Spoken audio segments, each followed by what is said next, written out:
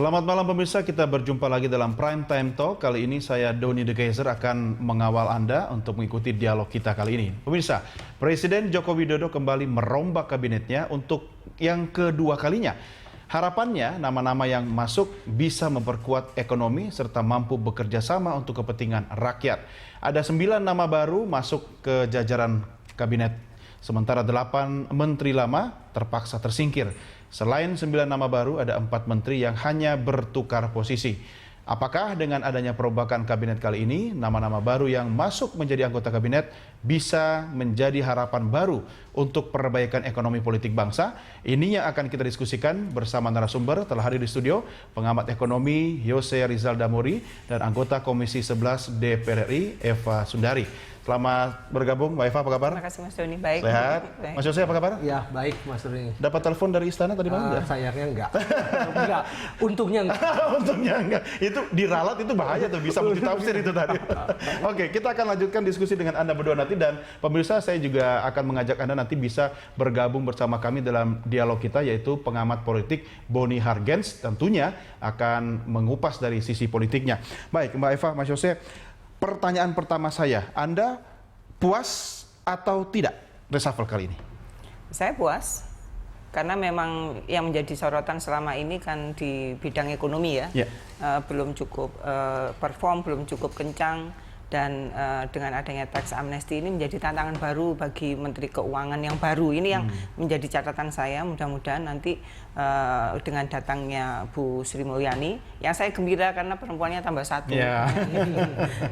Mudah-mudahan akan menambah energi dan juga yang pasti saya berharap gaya kepemimpinan Bu Sri Mulyani nanti menyesuaikan dan mengikuti Pak Jokowi. Jangan bawa seperti yang pada saat beliau dulu.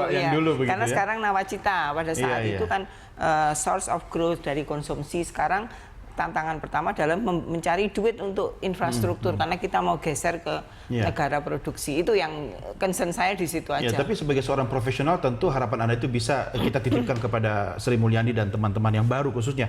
Nah, ini kan meningkatnya rasa kepercayaan dunia terhadap Indonesia, bisa nggak Anda lihat direpresentasikan dengan masuknya SMI kembali dalam kabinet itu? Oh, bisa, karena reputasi beliau yang mendunia ya, dengan bagaimana menghandle 180 negara dalam dalam World Bank. Tapi begini loh Mas Doni, ini kan punya nawacita. Jangan sampai kemudian agenda World Bank yang kemudian dijalankan. Sekarang Bu Sri Mulyani dengan reputasi yang tinggi, dengan kapasitas yang kita nggak menyoal lagi, kemudian merelatifkan egonya untuk masuk di bawah kepemimpinan Pak Jokowi dengan nawacitanya, yang tentu bukan agenda World Bank. Bagaimanapun menteri adalah pembantu presiden. Betul. Tapi yang menarik nih, Bang Yose, bahwa kepala negara berkali-kali menyampaikan soal kata kekompakan, dan ini kan masalahnya fokus pada sektor ekonomi. Nah, masuknya nama-nama yang banyak yang memang sudah tidak baru lagi, tapi dengan seragam baru ini, yakinkah Anda yang dimaksud presiden itu bisa diterjemahkan oleh menteri yang sekarang ini? Memang salah satu masalah di kabinet sekarang atau kabinet sebelum-sebelumnya juga adalah koordinasi. Joknya kan katanya kalau koordinasi bisa dijual di supermarket, beli aja, borong aja semuanya langsung. Nah, permasalahannya sekarang apakah memang koordinasi bisa ditingkatkan? Mudah-mudahan ya dengan perombakan yang baru ini ada beberapa yang bisa koordinasi bisa ditingkatkan. Misalnya kalau sebelum-sebelumnya itu antara perdagangan dengan pertanian itu kayaknya sering juga, walaupun nggak terlalu kelihatan nggak ada friksi-friksi. Ya, nah sekarang mungkin kita bisa mudah-mudahan keduanya bisa berjalan dengan lebih baik supaya kebijakannya juga bisa kelihatan menjadi lebih koheren juga. Begitu juga mengenai yang selalu kita lihat bagaimana Menteri ESDM yang sebelumnya dengan Pak Rizal Ramli itu selalu juga sering sekali, itu bahkan cukup terbuka kan kelihatan. Di sini kita bisa lihat mudah-mudahan ke depannya koordinasi ini memang ditingkatkan. Tapi sekali lagi kalau koordinasi ini bukan hanya tergantung dari komposisi kabinetnya, itu juga tergantung dari pimpinannya. Apakah pimpinannya mau menjalankan koordinasi dengan lebih baik atau tidak? Mungkin ya Pak Jokowi kan masih senang istilahnya ke jalan-jalan nih ya. Iya, belusuan. Belusuan. Nah, mungkin ditambah lagi lah dengan pekerjaan koordinasi juga yang lebih baik. Nah, Artinya kalau koordinasi itu harusnya bisa dibantu oleh Menko kan. Nah, para Menko ini mappingnya bagaimana Pak Eva? Kalau Anda lihat yang sekarang ada wajah lama Pak Wiranto ya kan akhirnya kembali duduk dalam kabinet.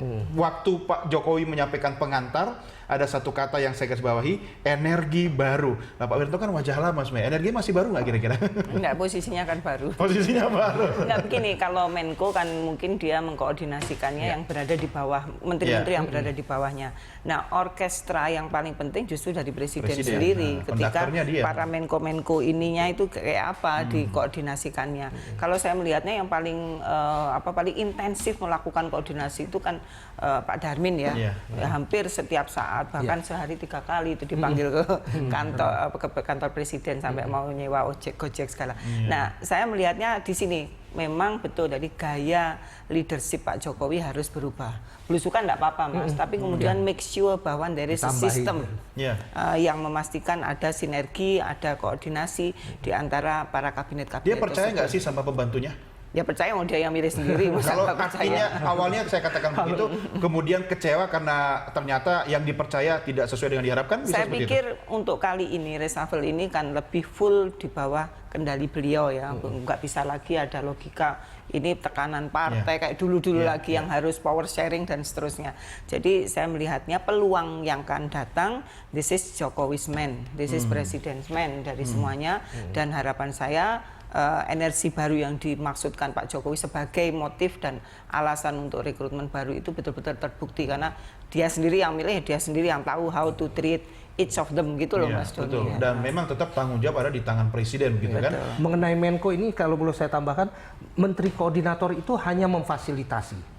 Mereka nggak punya otoritas, nggak bisa menentukan, sehingga hanya memfasilitasi komunikasi antara satu menteri dengan menteri yang lain. Iya, artinya biar visi misi itu nawacitanya benar-benar nawacita presiden begitu kan? Iya, bukan nawacita masing-masing yang berbeda terjemahan dari presiden. Tapi semua otoritasnya baliknya ke presiden yang untuk punya mengkoordinasikan. kekuatan eksekusi ya Mas ya. Itu justru di Bappenas dan KSP sebetulnya karena pengendaliannya di dua lembaga itu. Dan tentu ditambah Mas Pram yang seskap. Betul. Nah, tapi yang full ya tentu yang prioritas paling tinggi oleh KSP kemudian di Bappenasnya. Jadi mudah-mudahan nanti Pak Brojo setelah pindah dari Menkyu kemudian untuk menjadi konduktor memastikan target-target itu kecapai bisa juga dalam waktu singkat bisa merubah menjadi faktor integrating, faktor coordinating yang untuk mengendalikan program-program yang non KSP. Betul, ini sebenarnya singkat sekali ya kalau mau dihitung-hitung waktunya begitu kan. Tapi kita berharap ini akselerasi bisa terjadi sehingga masa yang cukup singkat bagi para pembantu presiden ini untuk mewujudkan cita-cita rakyat ini bisa terwujud. Kita lanjutkan di segmen berikutnya, Bapak sekalian dan pemirsa, kami segera kembali sesaat lagi.